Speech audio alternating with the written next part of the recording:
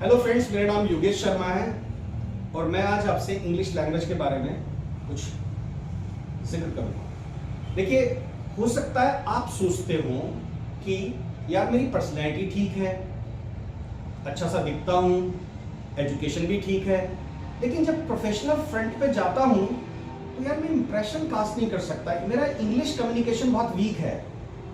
तो सोचना क्या है, इंग्लिश कम्युनिकेशन को ठीक कर लीजिए आप। अब आप सोचेंगे यार ऐसे कैसे हो जाएगा, अरे थाउजेंड्स ऑफ वीडियोस पड़े हुए हैं, उनको जाके देखो, हो सकता है इंप्रूव हो जाए, नहीं तो फिर हमारी बात सुनो।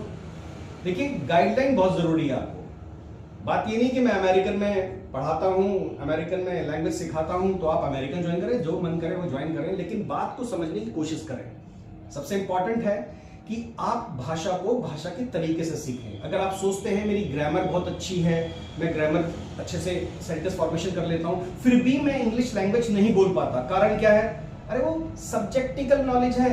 हम आपको सब्जेक्ट की तरह नहीं पढ़ाते, हम आपको सिखाते हैं भाषा की तरह। आपको जैसे हिंदी को सीखा, हिंदी के आपने शब्द सुने, ऑब्जर्व किए, फिर बोला, ऐसे ही आप इंग्लिश को करना है। आपको इंग्लिश में कुछ नहीं, आपको शब्दों को सुनना है, उसे ऑब्जर्व करना है और बोल देना, इतना ही काम करना है। अब आप सोचेंगे फिर तो सर ये काम हम घर पे बैठे भी कर सकते हैं। नहीं मान्यवर, आपको ये काम करने के लिए कोचिंग तक पहुंचना होगा, सही गाइडलाइन लेनी होगी।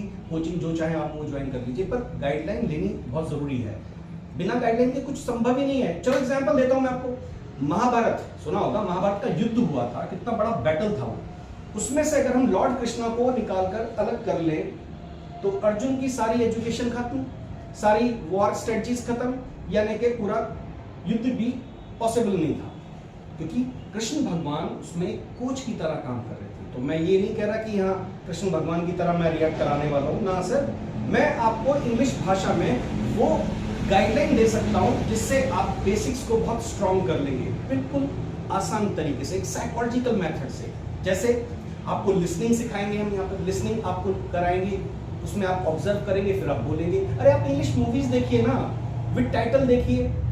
आप इंग्लिश को डब करके देखते हैं, आपको डब करके नहीं देखना है, आपको इंग्लिश मूवीज को देखना है, विद टाइटल देखिए, सुनिए, ऑब्जर्व करिए, फिर कहीं ना कहीं मेमोराइज भी कर पाएंगे आप। एक तो रहा लिसनिंग मेथड। दूसरा मेथड क्या है कि आप मान्यवर प्रैक्टिकल बोलकर प्रैक्टिस करें। अब आप सोचते हैं अमेरिकन के बारे में, लोग कहते हैं कि यार वहां जाते हैं लोग बच्चों की तरह चिल्लाते हैं और रटा के बोलते हैं। रटा कर नहीं बोलते मान्यवर, पहले आपको सेंटेंस फॉर्मेशन सिखाई जाती है, फिर आपको बुलवाया जाता है, फिर आपको मेमोराइज करने के लिए कहा जाता है, फिर सिचुएशन देकर उसमें आपसे बुलवाया जाता है। ये बहुत जरूरी है सर।